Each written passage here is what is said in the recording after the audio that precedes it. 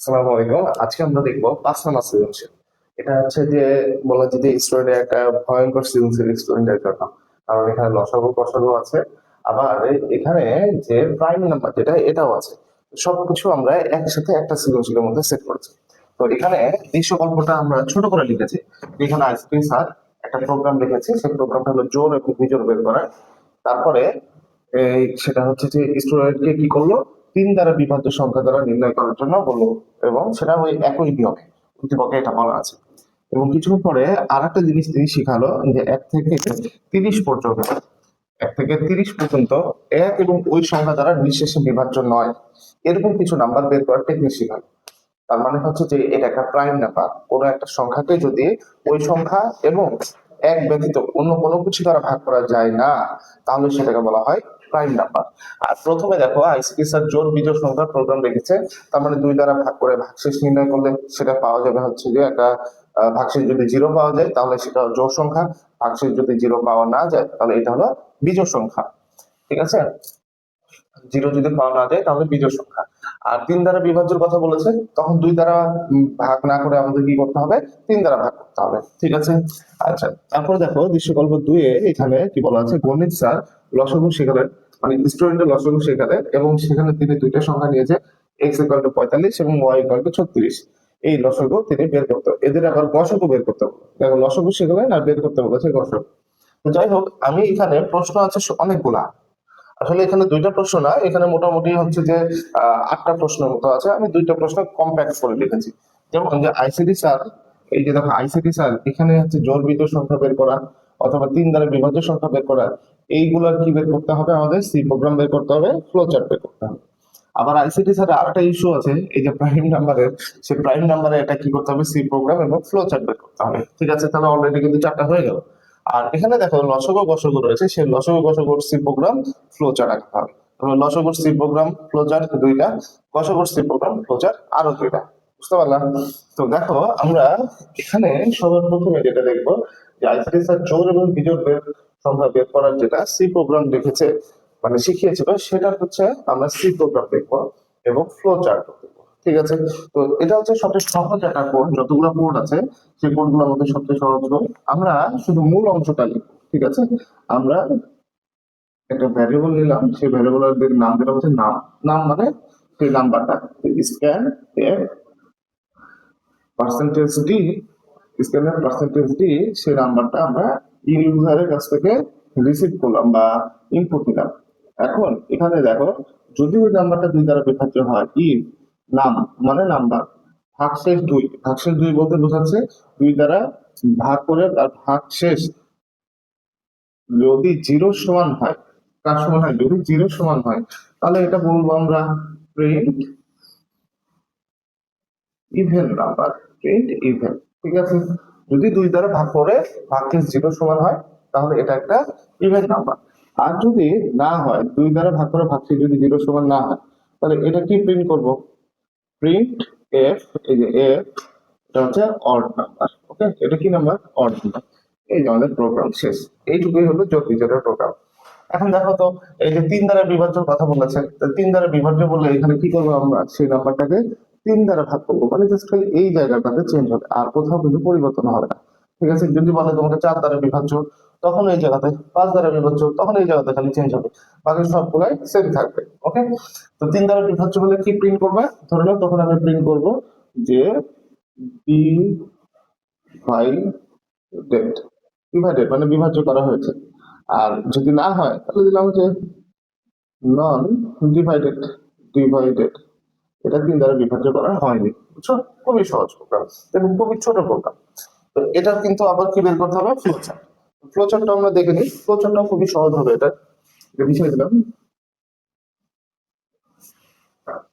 Flow chart হলো, এই যে দেখো, স্টার্ট, স্টার্ট, তারপরে ইনপুট নিলাম, এই যে ইনপুট, ইনপুট সাম। ওকে, তারপরে এখানে সেই কন্ডিশনটা বসবে। কন্ডিশন হচ্ছে ইফ আই ভাগশেষ 2, কি বসাবো, আই ভাগশেষ 2। ঠিক আছে, এটা যদি ইকুয়াল ইকুয়াল 0 হয়, মানে ইকুয়াল ইকুয়াল 0 এভাবে ইফ না লিখে সরাসরি লিখতে হবে যে আই ভাগশেষ 2 ইকুয়াল ইকুয়াল 0। তার মানে বোঝানো হচ্ছে যে আয়ের মানকে 2 দ্বারা বিভাজ্য করলে এটা শূন্য হয় কিনা। তো এটা হতেও পারে আবার নাও হতে পারে। আমি তোমাদেরকে বলেছি যদি হয় ইয়েস, আর আরেকটা কি, সেটা হচ্ছে নো। ওকে, তাহলে এখন কি করব, যে যদি ইয়েস হয় তাহলে কি প্রিন্ট করতে হবে আমাদের, যে ইভেন নাম্বার, ওই যে। আর যদি নো হয় তাহলে আমরা কি লিখবো, অড নাম্বার। ওকে, মানে অড বলতে প্রিন্ট অড। আচ্ছা, এখন এই দুইটা কি করবো, এই যে জাস্ট হলো গোল্লা দিয়ে নিচে এন্ড, এন্ড, এন্ড দিয়ে শেষ করে দেবো। এটা একটু ছোট দিক, তাহলে তোমাদের বুঝতে সুবিধা হবে। এটা হলো সংযোগ বোঝানো হচ্ছে, আর এটাও গুণিত বোঝানো হচ্ছে। দেখছো, খুবই সহজ প্রতিবার। ইনপুট, এই স্টার্ট করলাম, তারপরে ইনপুট সাম, সামের মান ইনপুট দিলাম, তারপরে 2 দ্বারা ভাগ করে ভাগশেষ যদি শূন্য সমান হয় তাহলে ইভেন, আর যদি না হয় তাহলে ওই নাম্বারটা সেটা হচ্ছে অড নাম্বার, এবং তারপরে প্রোগ্রাম শেষ করে দেবো।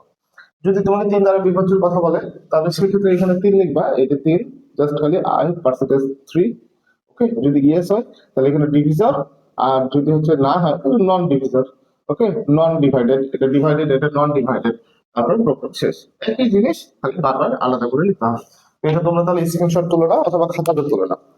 আমি এর পরের প্রশ্নগুলো চলে যাবো, ঠিক আছে। তো এখানে দেখো যে আমাদের 1 নাম্বার কিন্তু শেষ। আচ্ছা, মানে 1 নাম্বারের, এই যে 1 নাম্বার সৃজনশীল উপরে উদ্দীপকের কাজটা শেষ। এখানে দেখো 2 নম্বরে, মানে প্রথম উদ্দীপকের 2 নম্বর লাইনে বলা আছে 1 থেকে 30 পর্যন্ত 1 এবং ওই সংখ্যা দ্বারা নিঃশেষে বিভাজ্য নয়। 1 এবং ওই সংখ্যা দ্বারা নিঃশেষে বিভাজ্য নয়। মনে রাখবা, কোন সংখ্যাকে যদি 1 দ্বারা এবং অন্য কোন, এবং ওই সংখ্যা দ্বারা অন্য কোন সংখ্যা দ্বারা ভাগ যায় না, সেটাকে বলা হয় প্রাইম নাম্বার। যেমন একটা এক্সাম্পল দিই তোমাদের, এক্সাম্পল দিলে ক্লিয়ার হবে। যে একটা সংখ্যা নিলাম আমি, সেই সংখ্যাটা হলো 7, ঠিক আছে, 7। এই সংখ্যাটাকে 1 দ্বারা ভাগ যাবে এবং ওই সংখ্যাকে 7 দ্বারা ভাগ যাবে। এই জন্য বলা হচ্ছে 1 এবং ওই সংখ্যা, ওই সংখ্যা বলতে তুমি যে সংখ্যা নিয়েছো ওই সংখ্যাটা 7। তাহলে এই দুইটা বাদ দিয়ে অন্যগুলোর কথা হিসাব করতে হবে। তাহলে এইগুলো বাদ দিয়ে কার কার কথা হিসাব করতে হবে, 2 দ্বারা ভাগ করতে হবে, তারপরে 3 দ্বারা ভাগ করতে হবে, তারপরে 4 দ্বারা ভাগ করতে হবে, 5 দ্বারা ভাগ করতে হবে, তারপরে 6 দ্বারা ভাগ করতে হবে। ঠিক আছে, 7 দ্বারা ভাগ করার দরকার নাই, কারণ 7 দ্বারা তো আমাদের বলে দিচ্ছে ওই সংখ্যা। তাহলে দেখো, যখন 7 কে 2 দ্বারা ভাগ করলে এটা একটা পূর্ণ সংখ্যা পাওয়া যাবে না, এটাও পূর্ণ সংখ্যা পাওয়া যাবে না, এটাও পূর্ণ সংখ্যা পাওয়া যাবে না, এটাও পাওয়া যাবে না, এটাও পাওয়া যাবে না। তাহলে এগুলো একটা পূর্ণ সংখ্যা পাওয়া যাবে না। তার মানে যদি ভাগ নিঃশেষে না যায় 1 এবং ওই 7 ব্যতীত, তাহলে 7 এই সংখ্যাটা একটা প্রাইম নাম্বার বা মৌলিক সংখ্যা। ঠিক আছে, আর যদি ভাগ যায়, যেমন ধরো 6 একটা নাম্বার দিলাম, ঠিক আছে, 6। ওকে, তাহলে 1 এবং 6 এটা বাদ দিয়ে আমাদের হিসাব করতে হবে। ঠিক আছে, তাহলে উপরের এই সংখ্যাগুলো মিশাই দিই। এই দেখো 6 6 6 6। আচ্ছা, বলতো 6 কে 2 দ্বারা ভাগ যায় না, তাহলে এটা তো নিঃশেষে বিভাজ্য হচ্ছে, তাহলে এটা প্রাইম নাম্বার হবে না। একবার যদি ভাগ যায় তাহলে প্রাইম নাম্বার হবে না। আবার দেখো তো এখানে পরপর 2 বার ভাগ যাচ্ছে, তাহলে এটাও প্রাইম নাম্বার হবে না। আবার এটা দেখো, মানে এটাও ভাগ যাচ্ছে, তাহলে এটাও প্রাইম নাম্বার হবে না। এটা তো মানে একবার গেলে এটা প্রাইম নাম্বার হবে না, বুঝতে পারলাম। তো যাই হোক, আমাদের এখন সেটা প্রাইম নাম্বার কিনা এটা টেস্ট করতে হবে। তো এখানে একটা জিনিস খেয়াল করো, যে লুপ যে চালাবো আমরা, সেই লুপ কি 1 এবং 6 নেওয়া যাবে, মানে যে সংখ্যা তুমি ভাগ করছো ওই সংখ্যাটা, যে সংখ্যাটা প্রাইম নাম্বার বের করবা ওই সংখ্যাটাও নেওয়া যাবে না, আবার 1ও নেওয়া যাবে না। তার মানে 2 থেকে শুরু করতে হবে আমাদের সব সময়, এবং এটা চলবে কতদূর পর্যন্ত, 6 এর আগ পর্যন্ত। যদি তুমি 7 সংখ্যা হিসাব করো তাহলে 7 এর আগ পর্যন্ত, যদি 100 হিসাব করো তাহলে 100 এর আগ পর্যন্ত, 1 কোটি হিসাব করলে 1 কোটির আগ পর্যন্ত। তার মানে যে সংখ্যা পর্যন্ত তুমি হিসাব করবা তার আগের সংখ্যা পর্যন্ত। ঠিক আছে, তো এখানে তাহলে খেয়াল রাখতে হবে তোমাকে, যে কন্ডিশন যেটা হবে সেই কন্ডিশনে আই এর মান কত হতে হবে, 2 থেকে শুরু হবে, তার মানে আই এর মান কত হবে, 2। এবং সেই আই এর মান লেস দেন ইকুয়াল এন হবে কি, লেস দেন হবে, ছোট হবে, কিন্তু সেই সংখ্যা পর্যন্ত হবে না। তাই এখানে ওই ইকুয়াল চিহ্নটা হবে না, শুধুমাত্র লেস দেন হবে। ঠিক আছে, আচ্ছা। তো এখন সেটার আমরা কি করব, একটা সি প্রোগ্রাম দেখবো। এই যে এখানে আমি সেটা একটা সি প্রোগ্রাম লিখে দিয়েছি, যাতে করে আমাদের ভিডিও লেন্থটা কম হয়। তো তোমরা একটু সুন্দরভাবে তুলে নাও, আগে তুলে নাও, তারপরে আমি তোমাদের বুঝিয়ে দিচ্ছি। তো এখন দেখো যে hash include studio dot H এবং ইন্ট মেইন, এটা প্রোগ্রাম আমরা শুরু করলাম। এরপরে আমরা ভ্যারিয়েবল ডিক্লেয়ার করবো। একটা হচ্ছে নাম, নাম মানে যেটা ইউজারের কাছ থেকে নিব সেটা। আর আরেকটা হলো কাউন্ট, কাউন্ট মানে যে সংখ্যাটা আমরা যোগ করবো। বুঝছো, এখানে একটা যোগের কাজ আছে, সেই যোগের কাজটা একটু পরে বলছি। এবং এখানে একটা ভ্যারিয়েবল, এই যে লুপ চালানোর জন্য যে ভ্যারিয়েবল, সেই লুপের জন্য আই নিলাম। ওকে, তো ইউজার যে নাম্বারটা ইনপুট দিবে সেই নাম্বারটার ভ্যারিয়েবল দিয়েছি নাম। ওকে, তো ইনপুট নেওয়ার জন্য আমরা স্ক্যানএফ ফাংশন ব্যবহার করলাম, %d এম্পারসেন্ট নাম। ওকে, এখন এরপরে কি করব, আমরা লুপ চালাবো। এবং লুপটা মূলত কত থেকে শুরু হবে বলেছিলাম আমি, 2 থেকে শুরু হবে এবং ওই সংখ্যাটার পূর্ব সংখ্যা পর্যন্ত। তো এখন দেখো তো আয়ের মান কত লিখেছি, 2, এবং এই ভ্যারিয়েবলটার নাম দিয়েছে নাম। তাহলে কি হবে, আয়ের মান এই যে দেখো নামের আগ পর্যন্ত হবে, এখানে ইকুয়াল চিহ্ন হবে না, ভুল করে ইকুয়াল চিহ্ন দেওয়া যাবে না। এবং দেখো তো 2 এর পরের সংখ্যাটা কত, 3, 3 এর পরের সংখ্যা 4, 4 এর পরের সংখ্যা কত, 5, তাহলে এক এক করে বৃদ্ধি পাচ্ছে, তাহলে এই কারণে ইনক্রিমেন্ট কত, এক এক করে। আর ইনিশিয়ালাইজ তো বলেই দিয়েছি, সেটা মান 2। ঠিক আছে, এখন কি কাজ আমাদের, এখন হচ্ছে যে ওই যে বারবার ভাগ করা, তাই না? এই যে দেখো যে সংখ্যাটা দিবে তোমাকে, ওই সংখ্যাটা ভাগ করা, কত দ্বারা ভাগ করা, নিচের দিকে কি আই, এটা একবার আয়ের মান 2, একবার আয়ের মান 3, একবার 4, একবার 5, তার মানে নিচে ভাগ হচ্ছে সবসময় আই দ্বারা। যার কারণে এই যে দেখো নাম, এটা ইউজারের কাছ থেকে নিলাম, ওটাকে কি করব, আই দ্বারা ভাগ করব। কি দ্বারা, আই দ্বারা। আয়ের মান শুরু হচ্ছে কত থেকে, 2 থেকে। তো এই যে আই দ্বারা ভাগ করে কি নির্ণয় করবো আমরা, ভাগশেষ। এই যে দেখো পার্সেন্টেজ দিয়েছি মানে ভাগশেষ। এই ভাগশেষটা যদি নিঃশেষে বিভাজ্য হয়, মানে তার ভাগশেষ যদি শূন্য হয়, ঠিক আছে, তার মানে এটা নিঃশেষে বিভাজ্য হয়েছে। ভাগশেষ যদি শূন্য হয় তাহলে আমরা কি করব, আমরা হচ্ছে কাউন্ট প্লাস প্লাস করবো এবং ব্রেক করে দেবো। কাউন্ট প্লাস প্লাস মানে কি, দেখো তো কাউন্টের মান কত লিখেছি, 0, 0 যদি হয় তাহলে প্লাস প্লাস করার কারণে তার মান 1 বেড়ে যাবে না, তাহলে এটা 0 ছিল, 1 বেড়ে গেলে কাউন্টের মান কত হয়ে যাবে, 1। বুঝছো? তাহলে তোমাদের কন্ডিশন কি ছিল, কন্ডিশন ছিল যদি ভাগ যায় তাহলে এটা নট প্রাইম হবে। কি হবে, ভাগ দিলে এটা প্রাইম হবে না, যেমন এটা ভাগ গেছে, যার কারণে 6 হচ্ছে প্রাইম নাম্বার না। একটু আগে 7 দেখালাম না, 7 পুরোটাই ভাগ যায়নি, যার কারণে ওটা প্রাইম হয়েছে। দেখো যে এখানে আই দ্বারা ভাগ করার পরে সেটা যদি শূন্যের সমান হয় তাহলে কি করব, কাউন্টের মান 1 বাড়াই দেবো। এবং কাউন্টের মান বাড়িয়ে দিলে কাউন্টের মান কত হয়, কাউন্টের মান 1 হয় না, কাউন্টের মান বাড়ানোর পরে 1 হয়, ধরে নাও ভাগ গেছে। তাহলে এখন এই যে দেখো এখানে আমাদের কি করা হচ্ছে, কন্ডিশন দেওয়া হচ্ছে, যদি কাউন্টের মান 0 হয় তাহলে সেটা কি হবে, প্রাইম নাম্বার। আর কাউন্টের মান যদি 1 হয় তাহলে আমরা কি করব, এই যে এলস এর মধ্যে ঢুকাই দিয়েছি, এটা যে নট প্রাইম নাম্বার। বুঝছো, একদম ইজি। এখন দেখো 2 এর পরে বৃদ্ধি পেয়ে কত হলো, 3, তাহলে 3 হচ্ছে নামের থেকে ছোট। এখন এখানে আবার 3 দ্বারা ভাগ করব, ভাগ করার পরে ভাগশেষ যদি শূন্য সমান হয় তাহলে ওর মানটা আমরা কি করব, 1 বের করব। আর যদি না হয় তাহলে কি এই যে কাউন্টের মান কি বৃদ্ধি পাবে, বৃদ্ধি পাবে না। তাহলে কি আর ব্রেক হবে, এই লুপটা কি ব্রেক হবে, এই যে ফর লুপ, এটা তো ব্রেকও হবে না, যার কারণে এটা বারবার চলতে থাকবে। বুঝছো, যেমনটা হলো 7 এর ক্ষেত্রে আমরা একটু আগে দেখেছিলাম, আবার একটু দেখি 7 এর ক্ষেত্রে, আমি 5 এর ক্ষেত্রে দেখি তাহলে সুবিধা হবে। এখানে 2 দ্বারা ভাগ করব, 3 দ্বারা ভাগ করব, 4 দ্বারা ভাগ করব, আর কোনো কিছু দ্বারা ভাগ করব না। মূলত আয়ের মান 2 থেকে শুরু হলো, তাহলে নামের মান হচ্ছে কত রয়েছে, 5। তাহলে এখানে কত দ্বারা ভাগ করা হবে, 2 দ্বারা ভাগ করে ভাগশেষ নির্ণয় করা হবে। 2 দ্বারা ভাগ করে কোনোদিনও ভাগশেষ 0 হয় না। তাহলে কাউন্টের নাম্বার মানে কাউন্টের মান কি আর 1 হবে, এটা হবে না। কাউন্টের মান 0 ছিল, 0ই থাকবে। তারপরে বলো তো ইনক্রিমেন্ট হয়ে আয়ের মান কত হবে, এখন বৃদ্ধি পাবে না, আয়ের মান বৃদ্ধি পেয়ে 2 থেকে কত হবে, 3 হয়ে গেল। 2 থেকে কত হয়ে গেল, 3 হয়ে গেল। তাহলে 5 কে 3 দ্বারা ভাগ করো, এর ভাগশেষ কখনোই 0 হবে না, তাহলে এটাও 1 হবে না। তারপরে আয়ের মান আবার বৃদ্ধি করো, তাহলে এখানে আয়ের মান এখন বর্তমানে হলো 4, তাহলে 4 দ্বারা ভাগ করে ভাগশেষ কি 0 সমান হবে, এটাও হবে না। তাহলে এইটা কি কাউন্টের মান 1 হবে, তাও হবে না, কাউন্টের মান 0 ছিল, 0ই থাকবে। তারপরে 8 তো আমাদের নাই, 4 এর পরে আর কেউ নাই। তাহলে দেখো তো যে আমরা এখন কি করব, টেস্ট করব যে কাউন্টের মান কত হয়েছে। কাউন্টের মান 0 ছিল, এখানে একবারও 1 হতে পারে নাই, যার কারণে কাউন্টের মান 0, তাই এটা একটা প্রাইম নাম্বার। ঠিক আছে, এরকম হবে 5 একটা কি নাম্বার, প্রাইম নাম্বার। বুঝতে পারলা? তাহলে এইভাবে হচ্ছে প্রাইম নাম্বার এবং নট প্রাইম নাম্বারটা বের করে। যতগুলা কোড আছে প্রাইম নাম্বারের, সবচেয়ে সহজ কোডটা এখানে আমি সেট করার চেষ্টা করেছি। তোমরা দুই একবার যদি ভালো করে রিভিশন দাও তাহলে আশা করি সলভ করতে পারবা। এখন এই প্রাইম নাম্বারের কি করব আমরা, যে একটা ফ্লো চার্ট দিব। ঠিক আছে, এখানে যা বুঝালাম তারই একটা ফ্লো চার্ট এখানে সেট করে রেখেছি। তো এখানে সবার প্রথমে কি করলাম, আমরা প্রোগ্রামটা শুরু করলাম স্টার্ট দিয়ে। তারপরে বলতো যে স্ক্যানএফ নিতে হয়েছে না, মানে ইউজারের কাছে ইনপুট নিতে হয়েছে, এই কারণে কি নিলাম, ইনপুট নাম লিখলাম বা নাম্বারটা লিখলাম, ইনপুট নিলাম। এখন এখানে একটা ইকুয়েশন আছে, ইকুয়েশনে কি আছে, কাউন্ট ইকুয়াল টু 0 আর আই ইকুয়াল টু 2 আছে। যার কারণে এখানে আমরা কি করব, আই ইকুয়াল টু 2 দিলাম এবং কাউন্ট ইকুয়াল টু কত 0 ধরলাম। এটা কিন্তু চার কোণা বক্সের মধ্যে হবে, মানে আয়তক্ষেত্রের মধ্যে হবে। এরপরে দেখো তো এখানে একটা কন্ডিশন আছে না, কি কন্ডিশন, এই নামকে আই দ্বারা ভাগ করতে হবে। ও সরি, উপরের কন্ডিশন যে আয়ের মান কি নামের থেকে ছোট কিনা, এই কন্ডিশনটা আগে চেক করতে হবে, তারপরে কত এই ভিতরটাতে ঢুকবে। তো উপরেটা চেক করার জন্য এই যে দেখো আয়ের মান নামের থেকে ছোট কিনা, এটা আমি বলেছি তোমাদের যে প্রত্যেকটা কন্ডিশনে দুইটা জিনিস থাকে, একটা হলো ইয়েস আর একটা হলো নো। যদি ইয়েস হয় মানে এটা যদি সত্য হয় তাহলে কি করবে, এইটা এখন টেস্ট করবে, মানে এই কন্ডিশনটা সত্য হলে তারপরে ইফ এর কন্ডিশনটা আসবে, মানে ফর এর কন্ডিশন এটা। আর এটা হলো এই যে দেখতে পাচ্ছ এটা, এটা হচ্ছে কার কন্ডিশন, এই কন্ডিশনটা হলো ইফ এর কন্ডিশন। ঠিক আছে, ইফ এর কন্ডিশনের জন্য তাহলে আবার আমাদের এরকম ডায়মন্ড চিহ্ন দিতে হবে। এই যে দেখো এখানে আসলো, তারপর আবার ডায়মন্ড চিহ্ন দিলাম। দেখো তো এখানে নাম পার্সেন্টেজ আই লেখা আছে, তাহলে এখানেও নাম পার্সেন্টেজ আই লিখতে হলো।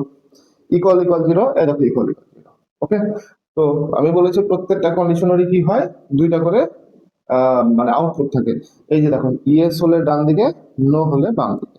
আচ্ছা বলো তো, যদি এটা ভাগশেষ যদি শূন্য না হয় তাহলে কি হবে, ইনক্রিমেন্ট হবে না, আবার ইনক্রিমেন্ট হয়ে আবার কন্ডিশন চেক করে। এই কারণে নো হলে এই দেখো ইনক্রিমেন্ট হয়েছে, মানে I plus plus, I plus plus মানে এক করে বৃদ্ধি পাচ্ছে, এই যে দেখো এই জিনিসটাই। তারপরে আবার হচ্ছে যে এখানে ইনপুট হয়ে গেল। এখন যদি এটা, যদি ভাগশেষ যদি শূন্য হয়, মানে এইটা যদি এখন ধরে নাও কি হয়েছে, শূন্য হয়েছে, শূন্য সমান হয়েছে, তাহলে কি হবে, কাউন্টের মান এক বৃদ্ধি পাবে না, কাউন্টের মান কি হবে, এক বৃদ্ধি পাবে। এই যে দেখো এখানে ইয়েস এ হয়, যদি ইয়েস হয় মানে ভাগশেষ যদি শূন্য হয় তাহলে ইয়েস, এখন ইয়েস হলে কাউন্টের মান কি করা হবে, এখানে কাউন্টের মান বৃদ্ধি পাবে, তার মানে কাউন্ট প্লাস প্লাস হবে। তাহলে এখানে দেখো কাউন্ট জিরো জিরো আছে, আসলে এটা জিরো জিরো হবে না, কাউন্ট প্লাস প্লাস হবে। ঠিক আছে, কাউন্টার মান কত হবে, প্লাস প্লাস, প্লাস প্লাস মানে এক বৃদ্ধি পাবে। ঠিক আছে, আচ্ছা ও একটু দাঁড়াও, এখানে এখানে count equal equal equal equal জিরোই হবে। ঠিক আছে, ইকুয়াল ইকুয়াল জিরো হবে, কেন জিরো হবে সেটা বলে দিই আমি। যদি এটার মান, এটার মান কি হয়, যদি শূন্য সমান হয় তাহলে এটা কাউন্টের মান জিরো করে দেওয়া হবে। ওকে, কাউন্টের মান জিরো টেস্ট করা হবে, কাউন্টের মান একটু পজ করে তো দেখি। ওকে, এখন তাহলে আমরা কি করব, যে নামের মান ধরো আই দ্বারা কি হয়েছে, ভাগশেষ শূন্য হয়েছে। ঠিক আছে, ভাগশেষ কি হয়েছে, শূন্যের সমান হয়েছে। এই যে এই অংশটা, নামের মান আই দ্বারা ভাগ করে ভাগশেষ শূন্য সমান হয়েছে। সমান হলে কোন দিকে যাব, ডান দিকে যাব। তাহলে কাউন্টের মান কি আছে এখানে, কাউন্ট ইকুয়াল ইকুয়াল জিরো। এখন এটা যদি ইকুয়াল ইকুয়াল জিরো হয় তাহলে কি করা হবে, ইয়েসে যাও। আর যদি নো হয় তাহলে নোতে যাব। ঠিক আছে, যদি কাউন্টের মান জিরো সমান হয় তাহলে কি করব বলতো, এটা তো একটা প্রাইম নাম্বার, সেই জন্য আমরা সেটা প্রিন্ট করব। আর যদি কাউন্টের মান জিরো সমান না হয়, জিরো সমান না হওয়া বলতে কত বোঝাচ্ছে, এক বোঝাচ্ছে। যদি এক হয় তাহলে কি করব, এটা হচ্ছে নট প্রাইম। বুঝতে পারলাম, তাহলে এটা কি হবে, নট প্রাইম নাম্বার। আবার দেখো এখানে ই আয়ের মান নামের থেকে ছোট, তাহলে ইয়েস এর মধ্যে আসলো। তারপরে আয়ের মান নাম দ্বারা আয়ের মান দ্বারা ভাগশেষ নির্ণয় করা হচ্ছে, সেই ভাগশেষ যদি শূন্যের সমান হয়, এই যে দেখো এই অংশটা, ভাগশেষ যদি শূন্যের সমান হয় তাহলে কাউন্ট প্লাস প্লাস হওয়ার পরে কি করতে হবে, ব্রেক করে দেবো আমরা, তাই না। ব্রেক করার পরে আমরা সরাসরি চলে আসবো কোথায়, এই যে দেখো কাউন্ট ইকুয়াল ইকুয়াল ছিল, এইখান থেকে লিখতে হবে তোমাকে, এইখান থেকে। এই যে দেখো count equal equal zero, count equal equal zero বলতে বোঝানো হচ্ছে যদি এটা সমান হয়, শূন্যের সমান হয় তাহলে এটা প্রাইম হবে। আর যদি শূন্যের সমান না হয় তাহলে এটা কি হবে, নট প্রাইম হবে। ওকে, এখন প্রথমে এখানে আরেকটা কন্ডিশন আসো, আয়ের মান যদি নামের থেকে ছোট না হয়, দেখা গেল ইনক্রিমেন্ট হতে হতে বৃদ্ধি পেয়ে এটা মান বড় হয়ে গেছে, আয়ের মান কি হয়ে গেছে, নামের সমান হয়ে গেছে, অথবা আয়ের মান নামের বড় হয়ে গেছে। ঠিক আছে, তাহলে তো ইয়েস এ যাবে না, ইয়েস না হলে কোন দিকে যাবে, নো তে যাবে। নো তে যাওয়ার পরে তখন আবার ওই একই কন্ডিশনই চেক করবে, এই যে দেখছো আবার ওই একই কন্ডিশনই চেক করছে, মানে এখান থেকেও আসতে পারে আবার এখান থেকেও আসতে পারে। যদি উপরের লাইনটা থেকে আসে তাহলে সেটা হলো নো দিয়ে যাবে। এই যে দেখো সরাসরি এই কন্ডিশন যদি ব্রেক হয় তাহলে এখান দিয়ে আসবে, আর যদি ভিতরেরটা ব্রেক হয় তাহলে এখান থেকে ডান দিক দিয়ে যাবে। ঠিক আছে, দেখ উপর দিয়ে আসলো, উপর দিয়ে আসার পরে কি করবো আমরা, ওই একই ভাবে কাউন্টের মান জিরো কিনা সেটা টেস্ট করব। জিরো যদি হয় তাহলে ইয়েস, আর নো হলে না, নট প্রাইম। ঠিক আছে, তারপরে প্রোগ্রাম শেষ। তো তোমরা এইভাবে একবার বা কয়েকবার যদি খাতায় লিখো তাহলে দেখবা খুব ইজিলি এটা সলভ করতে পারবা। তাহলে আমাদের দেখো সি প্রোগ্রাম এবং ফ্লো চার্ট, এই প্রাইম নাম্বারের দুটাই শেষ। ঠিক আছে, এখন চলে আসো লসাগু এবং গসাগু। লসাগু গসাগু কি বের করতে হবে আমাদের? সি প্রোগ্রাম বের করতে হবে এবং ফ্লো চার্ট বের করতে হবে। ঠিক আছে, তো আমি এখানে দুইটা নাম্বার নিয়েছি। একটা নাম্বার হলো নাম 1, এটা হচ্ছে 60, আর একটা ভ্যারিয়েবল নিয়েছি সেটা হচ্ছে নাম 2, এটার মান কত? 24। ওকে, এখন এই দুইটা সংখ্যা কি করলাম এখানে, জাস্ট খালি ভেঙে ভেঙে লিখলাম, যে মাল্টিপল গুলা লিখলাম। 2 দুগুণা 4, 3 4 12, 5 12 60। তারপরে দেখো 2 দুগুণা 4, 4 দুগুণা 8, 3 8 24। এই দুটো সংখ্যাকে আমরা এখানে ভেঙে লিখেছি, এবং কিভাবে ভেঙেছি সেটা এখানে দেওয়া আছে। এখন একটা টেকনিক হলো হচ্ছে যে মনে রাখার জন্য, জিসিডি মানে কি? জিসিডি মানে হচ্ছে যে কমন নাম্বার যেগুলো রয়েছে, এই যে ছোট ছোট করে ভেঙেছো না, এগুলোর মধ্যে যেটা কমন রয়েছে। যেমন দেখো এই 2 উপরেও আছে, এও আছে, ধরো না এর সাথে এর একটা পেয়ার গঠন করে দিলাম। তারপরে এই 2 এর সাথে এই 2 একটা পেয়ার গঠন করে দিলাম। কিন্তু এই 2 এর সাথে কিন্তু আর কেউ নাই পেয়ার গঠন করার, এগুলোকে আবার নেওয়া যাবে না কিন্তু। যাই হোক, কিন্তু এখানে 3 এর সাথে 3 এর একটা পেয়ার গঠন হয়। তাহলে এগুলো হচ্ছে কমন নাম্বার। এগুলো কি? Common number. এই যে দেখো কমন লিখলাম। তাহলে কি আছে? 2 আছে, এই যে দেখো এই কারণে 2 নিয়েছি। তারপরে আরেকটা 2 আছে, আরেকটা 2 নিয়েছি। তারপরে 3 আছে, আরেকটা 3 নিয়েছি, একটা 3 নিয়েছি। তাহলে এখানে কত হয়? 2 দুগুণা 4, আর 3 এ কত হয়? 3 4 12। তাহলে এই যে দেখো এটা হলো তাদের জিসিডি। ঠিক আছে, এটা কি তাদের জিসিডি বা গ্রেটেস্ট কমন ডিভিশন। ওকে, আচ্ছা, এরপর হচ্ছে এলসিএম। এলসিএম মানে কি? Least common multiple. Okay, least common multiple. তো এখন এই যে এলসিএম বের করার টেকনিকটা কি? টেকনিক হলো কমন নাম্বার যেটা এবং আনকমন নাম্বার যেটা, এই দুইটাই নিতে হবে। কমন এবং আনকমন এই দুইটাই তোমাকে নিতে হবে, বুঝছো? তো কমন নাম্বারটা যদি নিই, দেখো তো এই যে 2 নিলাম, এই দেখো একটা 2 লিখেছি।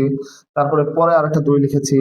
তারপরে এখানে একটা 3 আছে, তাহলে এই যে দেখো 3 লিখেছি। তাহলে এগুলো কি কমন না? এই যে 2 2 আর 3। আমি কি বলেছি? আনকমন গুলোও নিতে হবে। আনকমন দেখো এখানে একটা 2 বাকি থেকে গেছে, এই কারণে একটা 2 নিয়ে নিলাম। তারপর দেখো একটা 5 বাকি আছে, সে 5টাও এখানে কি করলাম? নিয়ে নিলাম।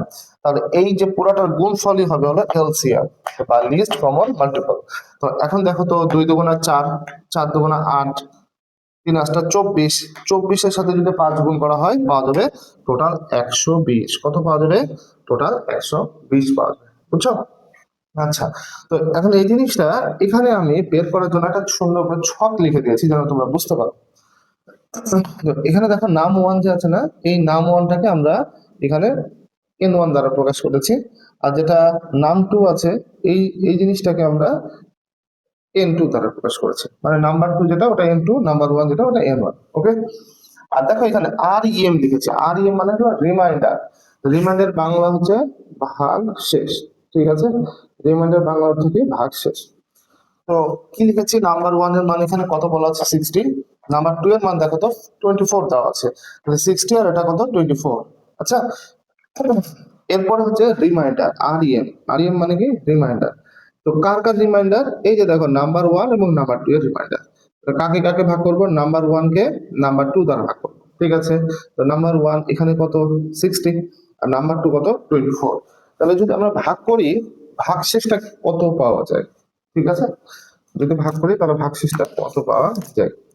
এই যে দেখো কি বললাম, আহ কাকে দ্বারা কাকে ভাগ করব? এই 24 দ্বারা 60 কে ভাগ করবো, তাই না? এই দেখো 60 কে ভাগ করবো কত দ্বারা? 24 দ্বারা। তো বলো তো দেখি 24 দুগুণে কত হয়? 48। আর 60 থেকে 48 বাদ দিলে পাওয়া যায় 12, তাই না? তাহলে ভাগশেষ কত এখানে? 12। এই কারণে রিমাইন্ডার ভ্যালু কত লিখেছি এখানে? 12 লিখেছি।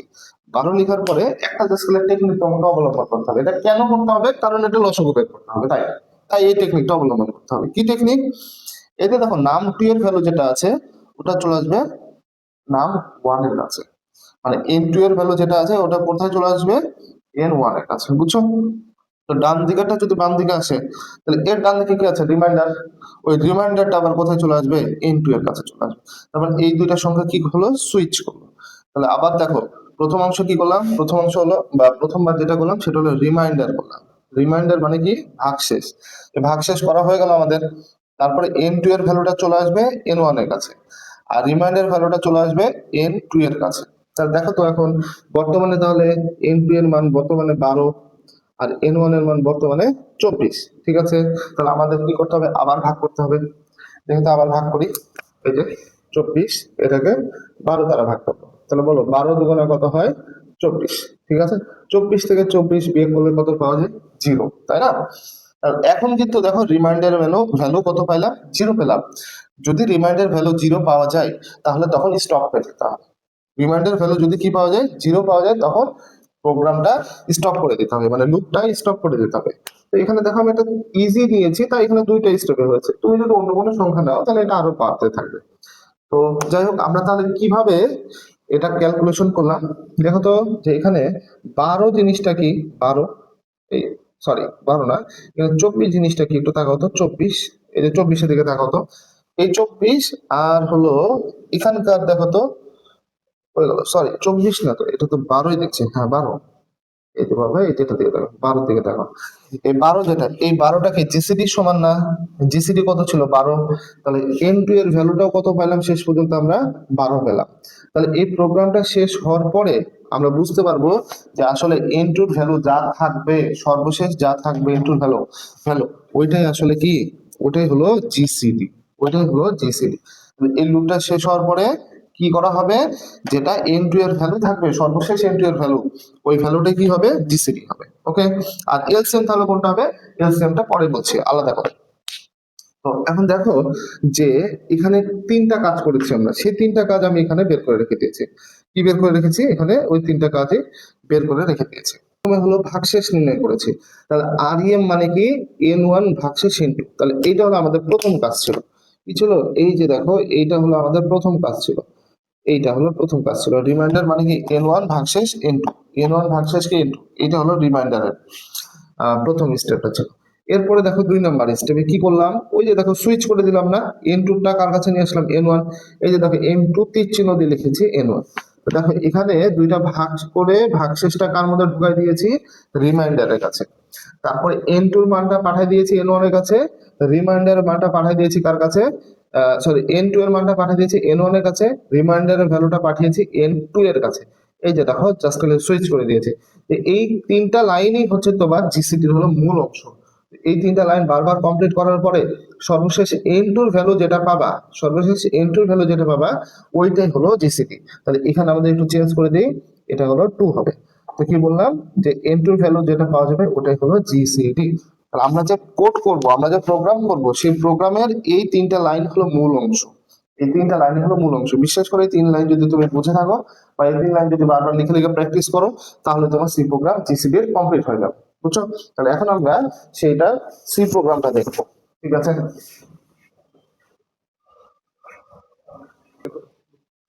তাহলে আমরা এখানে দেখো যে hash include studio dot H, আমরা মেইন দিয়ে প্রোগ্রাম শুরু করলাম। ঠিক আছে, এখন হচ্ছে আমরা ভ্যারিয়েবল ডিক্লেয়ার করলাম, সেটা হচ্ছে নাম 1 দিলাম একটা, তারপরে দিলাম হচ্ছে যে নাম 2 দিলাম। ঠিক আছে, আর আর কি কোনো ভ্যারিয়েবল লাগবে, যে রিমাইন্ডার লাগবে একটা, দেখো আর ইএম, এটার নাম দিলাম রিমাইন্ডার।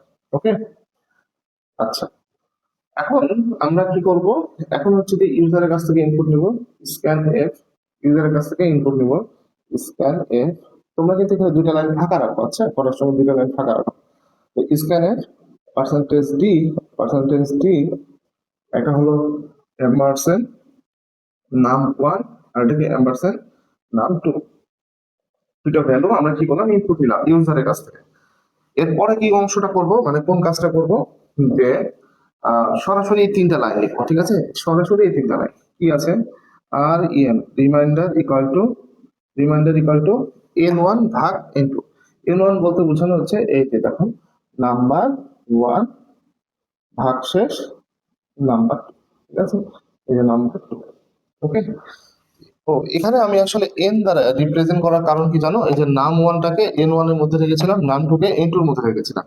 তো এটাকে রিপ্রেজেন্ট করার কারণটা হলো এই যে এখানে দুই লাইন ফাঁকা রাখতে বলেছিলাম, সেটাই। তাহলে আমি ফাঁকা না রেখে এটা লিখেই দিই, যেহেতু আগে তোমাদের বলেই দিয়েছিলাম এটা। তো নাম 1 এর মানটা আসলে নাম 2। এই যে দেখো এখানে ইউজারের কাছ থেকে ইনপুট নিলাম, ইনপুট নেওয়ার পরে নাম 1 এর মান যেটা, ওটা রাখলাম হচ্ছে N1 এর কাছে, আর এরপরে নাম 2 এর ভ্যালু যেটা, সেটা রাখলাম হচ্ছে যে N2 এর কাছে। তাহলে দেখো আমাদের কোনো কিছু চেঞ্জ করতে হবে না। তো এই দুইটা আমরা কি করলাম, N1 এবং N2 এর মধ্যে নিয়ে নিলাম। ঠিক আছে, মানে তাহলে বলো তো নাম 1 এর কাছে যে ভ্যালু আছে N1 এর কাছেও তাই, নাম 2 এর কাছে যে ভ্যালু N2 এর কাছেও তাই রয়েছে। তাহলে এখানে আমরা কি করতে পারি, অনেকে আবার ভাবতে পারো যে তাহলে আলাদা করে ভ্যারিয়েবল এখানে নাম লিখলেই তো, n1 লিখলেই তো হতো, এটা n2 লিখলেই তো হতো, তাই না? আসলে আমাদের এটা যখন এই যে জিসিটির পরে এলসিএম বের করবো, সেই এলসিএম এটা তখন কাজে লাগবে, বুঝছো? সেই জন্য এটা দুইটা বারে আমরা রেখে দিয়েছি। তো কি বলতেছিলাম আমি তোমাদের, এই তিনটা লাইন দেখে দেখে লিখবা এখানে, R E M equal to n1 ভাগশেষ n2। ওকে, তারপর একটা বলো তো কি আছে, তারপর একটা হচ্ছে n2 একটা n1 আসবে, তার মানে n2 আর এবার কি n1, মানে মনে রাখবা এই সমান চিহ্ন মানে ডানের ভ্যালুটা বামে আসে, এই কারণে আমি এখানে তীর চিহ্ন দিয়েছি কিন্তু তোমাদের সহজে বোঝানোর জন্য। এরপর দেখো রিমাইন্ডার ভ্যালু কার কাছে আসবে, আর এই রিমাইন্ডার ভ্যালু আসবে হচ্ছে n2 এর কাছে, এই দেখো n2 এর কাছে। তাহলে এইটা হলো হচ্ছে যে একটা কোডের মূল অংশ, এটা কোডের হলো একটা মূল অংশ, এবং এই জিনিসটা হলো কি করতে থাকবে, চলতে থাকবে, লুপটা হলো চলতে থাকবে। এখন এই লুপটা কতক্ষণ পর্যন্ত চলবে, তোমাদের বললাম না যে রিমাইন্ডার ভ্যালু যতক্ষণ জিরো হবে, জিরো না হবে ততক্ষণ চলবে। বলো কি বললাম, জিরো না হবে। এই জন্য আমরা অনেক লুপ দিয়ে করা যায় বা সব লুপ দিয়ে করা যায়, কিন্তু হোয়াইল লুপ দিয়ে যদি করো না তোমরা, তাহলে এটা সবচেয়ে বেশি সহজ হবে, সবচেয়ে সহজ হবে। হোয়াইল লুপ দিয়ে যদি করা হয়, তাহলে কি বললাম আমি, ওই রিমাইন্ডারের ভ্যালু যতক্ষণ শূন্য না হবে, শূন্য না হবে, না হবে বলতে কি নট ইকুয়াল, নট ইকুয়াল কার সমান, এই দেখো শূন্য, এই যে শূন্য হলে তো স্টপ হয়ে যাবে, আমি বললাম না তখন, রিমাইন্ডার ভ্যালু শূন্যের সমান না হলে ততক্ষণ এই লুপটা চলবে, আর যদি শূন্যের সমান হয়ে যায় তাহলে এই লুপটা আর চলবে না। এখন এই লুপটা চলতে চলতে চলতে চলতে একসময় কি হবে, জিরো হয়ে যাবে। জিরো হওয়ার পরে আমি কি বলেছিলাম, এন টুর মধ্যে যেটা আছে ওইটাই হলো কি জিসিডি, ওইটাই কি জিসিডি। তাহলে এটা হচ্ছে যে সেই জিসিডি, জিসিডির মান কত পেলাম আমরা, n2, n2 বলতে এখানে 12, তার মানে মনে রাখবা জিসিডি সমান সমান 12। তো এখানে জিসিডিটা আমরা যখন লিখলাম তখন দেখো তো সেই জিসিডিটা তো ডিক্লেয়ার করতে হবে, সেই জন্য আমরা উপরে কি করলাম, সেই জিসিডিটা ডিক্লেয়ার করে দিলাম, জিসিডি ইকুয়াল টু n2। এরপরে সেই মানটা আমরা প্রিন্ট করলাম, GCD equal to percentage GCD, ঠিক আছে? এখানে যদি কেউ এভাবে লিখে GCD equal to percentage D লেখার পরে n2 লিখে সরাসরি, তাও সঠিক হবে, কারণ n2 মানটাই তো জিসিডি। এইভাবে করার জন্য আমাদের এক্সট্রা একটা ভেরিয়েবল দিতে হচ্ছে জিসিডি, কেউ যদি সেটা নাও করে তাও শুধুমাত্র n2 লিখে দিলে সেটাও হবে, এখানে যদি n2 লিখে তাও হবে। তো যাই হোক, আমাদের এরপরে হচ্ছে যে এলসিএম, এলসিএম বের করার জন্য আলাদা কোড আছে, বুঝছো? জিসিডি বের করার একটা কোড, এলসিএম বের করার একটা কোড, কিন্তু আমি তোমাদেরকে একটা কোডের মধ্যে এই জিসিডি এলসিএম কম্প্যাক্ট করে দিই। তাহলে হবে কি, একটা কোড করলে তোমার জিসিডি হবে, একটা কোড করলে এলসিএম হবে, একটা ফ্লোচার্ট করলে জিসিডি ফ্লোচার্ট হবে, আবার এলসিএম ফ্লোচার্ট হবে। তো এই জন্য এখানে একটু খেয়াল করো তো, আমি একটা সূত্র লিখেছি, নাম্বার ওয়ান গুণন নাম্বার টু সমান সমান এলসিএম গুণন জিসিডি। নাম্বার ওয়ান এর মানটা কত আছে দেখো তো, নাম্বার ওয়ান এর মান 60 নিয়েছিলাম, আর কত নিয়েছিলাম, 24 নিয়েছিলাম, ঠিক আছে? তাহলে 60 আর 24 যদি গুণ করা হয় কত পাওয়া যায়, ক্যালকুলেটর গুণ করে দেখবা 1440 আছে। আর এই যে দেখো এলসিএম এবং জিসিডি, এটা কি আমরা অঙ্ক করেছিলাম না, এলসিএম এবং জিসিডি, এই যে দেখো এলসিএম এসে 120 আর জিসিডি যেটা ওটার মান হচ্ছে 12, তাহলে 12 আর 120 এই দুটো যদি গুণ করা হয় 1440 পাওয়া যায়, বুঝছো? তার মানে এ পাশেও 1440, এ পাশেও 1440, অতএব সংখ্যা দুইটার গুণফল আর জিসিডি এলসিএম এর গুণফল সমান হবে। তো এখন আমরা যদি এলসিএম এর মানটা দরকার হয়, তাহলে জিসিডিটাকে পাশে পাঠাই দাও, তাহলে ভাগ হয়ে যাবে, নাম্বার ওয়ান গুণন নাম্বার টু, এই যে নাম্বার ওয়ান গুণন number two divided by GCD, এই যে জিসিডিটাকে ভাগ করে দিলাম। ওকে, তাহলে এই মানটাই হচ্ছে যে এখন হুবহু জাস্ট কপি আর পেস্ট, এই যে দেখো এখান থেকে কপি করব, এখানে এসে পেস্ট করব, এই যে দেখো নাম্বার ওয়ান গুণন নাম্বার টু ভাগ জিসিডি, তাহলে এই পুরো মানটা কি পাওয়া যাবে, এলসিএম পাওয়া যাবে। তাহলে এলসিএমটা কি করতে হবে, আমাদের আবার ডিক্লেয়ার করে দিতে হবে, এই কারণে আবার সেই জিসিডি এর পাশে এলসিএম কে ডিক্লেয়ার করে দিয়েছি। তাহলে printf LCM equal to percentage D LCM, মানে এলসিএম এর মানটাও পাওয়া গেল। তাহলে এইভাবে তোমরা কি করতে পারবা, একটা জিসিডি এবং একটা এলসিএম এর কোড সুন্দরভাবে করতে পারবা। তবে আমি আবার বলতেছি যে এই তিনটা লাইন হলো মূল অংশ, যে ভাগশেষ এখানে রিমাইন্ডার কাছে যাবে, n2টার কাছে যাবে, n2টা যাবে n1 এর কাছে, রিমাইন্ডারটা যাবে n1 এর কাছে। আমি এইভাবে মনে রাখতাম সিরিয়াল বাই, বুঝছো? যে n1 n2 রিমাইন্ডার, তো n2টা যাবে হচ্ছে এর কাছে, এই যে সুইচ করে এখানে আসলো, এটাটা সুইচ করে এখানে আসলো, আর রিমাইন্ডারের ভ্যালুটা তো প্রথমে ভাগশেষ নির্ণয় করতে হয়, রিমাইন্ডার মানে ভাগশেষ, ঠিক আছে? আচ্ছা, তাহলে আমাদের দেখো তো সি প্রোগ্রাম কিন্তু কমপ্লিট। এখন আমরা কি করব, ফ্লো চার্ট আঁকাবো। এই সি প্রোগ্রামের আমরা ফ্লো চার্টটা দেখবো, ঠিক আছে? আমি এটা একটু মিশাই দিই, কোশ্চিনটা মিশাই, এই যেহেতু আমাদের এটা অনেক দূর আগায় গেছে, এখন আর দরকার ফ্লো চার্টটা বামে আগায়।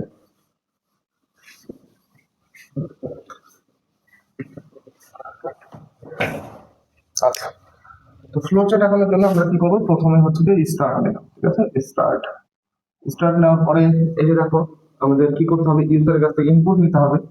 ইউজারের কাছ থেকে ইনপুট নেওয়ার জন্য এই এই চিহ্নটা সামান্তরিক ইনপুট কি নিব, নাম1 এবং নাম2।